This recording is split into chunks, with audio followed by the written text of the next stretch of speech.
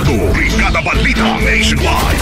Mga kabrigada, nakatakda na pong ikasa ng Land Transportation Franchising and Regulatory Board o LTFRB ang pagdinig sa hiling na pisong taas pasahe ng mga jeepney drivers.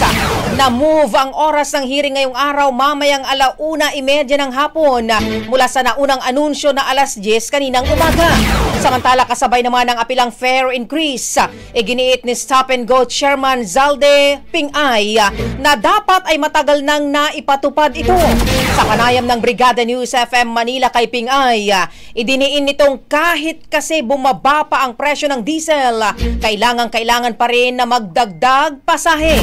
Mula raw sa 800 pesos na arawang kita ng mga tsuper, bumaba na lamang ito sa 400 pesos kada araw.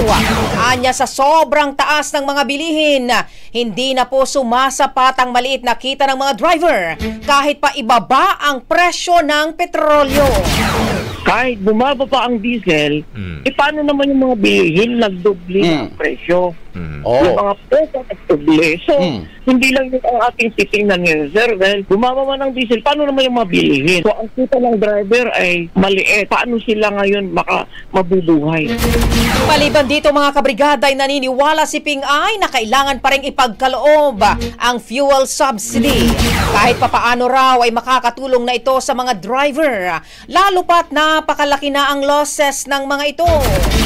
Kailangan pa rin yan, sir. Kasi una-una, yung fuel subsidy, minsan lang naman isang taon yan. Paano makatulong? Makatulong sa driver. Kaya sana maibigay pa rin dahil malaki na ang aming losses sa mga pagtaas ng diesel. Brigada Balita Nationwide. Brigada Balita. Ang bahaging ito ay hatid sa atin ng Yumivit ES3 Syrup. Simulang tuparin ang pangarap ng iyong anak. And stunting now,